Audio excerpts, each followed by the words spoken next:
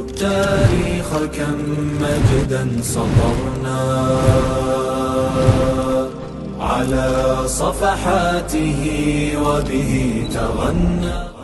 الحمد لله کدسی یو سمینار که و در اوائل جا دارد که از نهاد تحقیقات ما ركعنا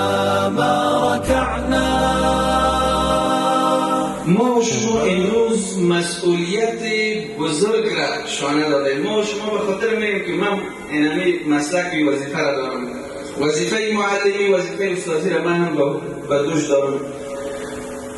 گفتیم که مسئولیت خیلی سنگین و بزرگ متوجه ما و شماست. امت در کل و ملت ما به طور اخص پاره های جیگر خود را، فرزندا و دلبندای عزیز خود را به عنوان امانت در اختیار ما شما قرار داده و توقع ملت در به طور خاص و توقع امت به طور عام ای است تا ما از این امانتی که در اختیار ما قرار گرفتن، این سرمایه های گرانبهای فامیل ها و والدینی که در اختیار ما قرار گرفتن، از این استفاده مثبت کنیم یا این سرمایه را درست به اصطلاح به کار بندازیم تا بالاخره این سرمایه پس سبب تغییر وضعیت خود اینمی جوانا، فامیل های از جوانا، ملت یا کشور ما و در کل امت اسلامی شود.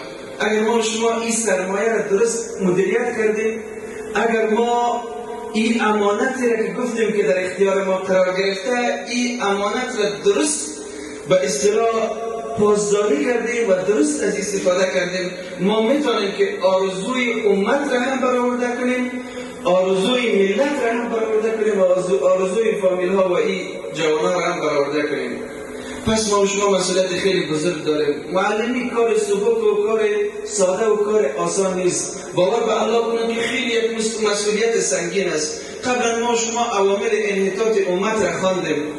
یکی از عوامل عمده، ما اگر خلاصه کنم گپایی را که جناب رئیس زد، ما و شما مسئولیت داریم تا در زندگی برای دو بار کار کنیم، برای دو امر عرق بریزیم.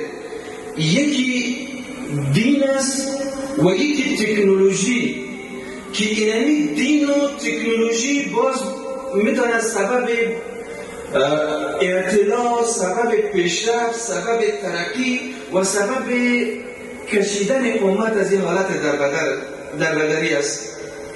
ما شما اگر یک بال از این کار را یا یک بود از این کار را به فراموشی بسپاریم، ما شما زیان دیدیم.